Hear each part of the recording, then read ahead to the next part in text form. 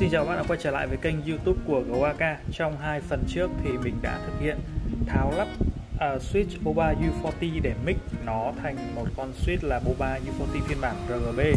Và ở phần thứ hai thì mình cũng đã thực hiện loop chiếc switch này với loại mỡ là Chibosit 3203 và mình loop lò xo bằng dầu 105.